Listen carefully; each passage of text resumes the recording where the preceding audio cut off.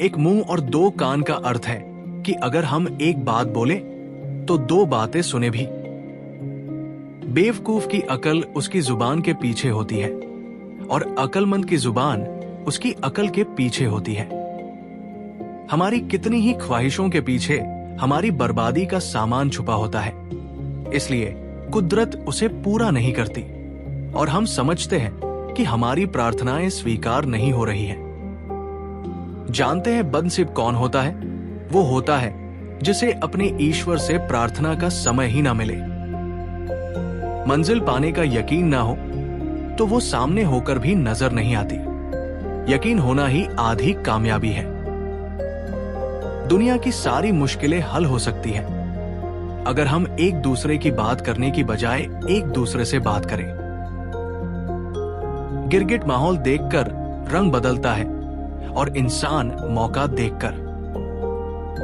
इंसान दोनों मामलों में ही बेबस है, दुख से भाग नहीं सकता और सुख को खरीद नहीं सकता। बेकार की बहस वो तलवार है जो सबसे पहले खूबसूरत रिश्तों का सिर कलम कर देती है। अपनों को हमेशा अपने होने का एहसास दिलाओ, वरना वक्त आपके अपनों को आपके बिना रहना सिखा देगा।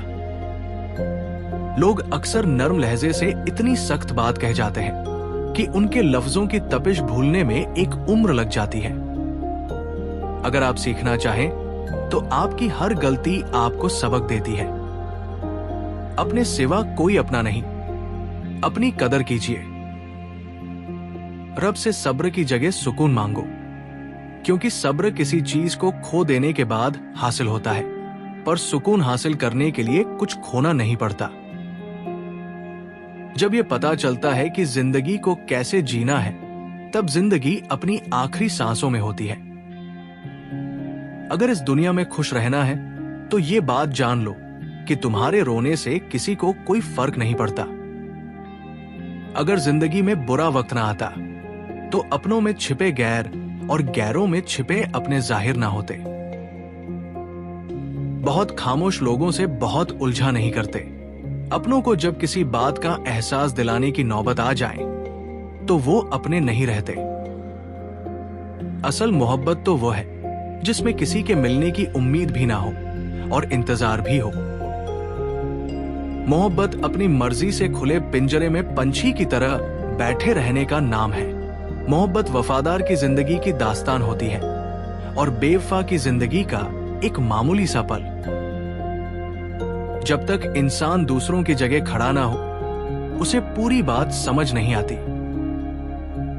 इंसान का ज़मीर रोड पर लगे साइन बोर्ड की तरह है, सही रास्ता तो दिखाता है पर चलने के लिए मजबूर नहीं कर सकता। मोहब्बत दिलों पर वही काम करती है जो साबुन जिस्म पर और आंसू रूह पर करते हैं। जब तुम किसी के अंदर कोई कमी देखो तो उसे अपने अंदर तलाश करो, और अगर तुम्हें वह अपने अंदर मिल जाए तो उसे निकाल दो। मैं जानता हूं मैं कुछ तो हूं, क्योंकि मेरा ईश्वर कोई भी चीज बेकार नहीं बनाता।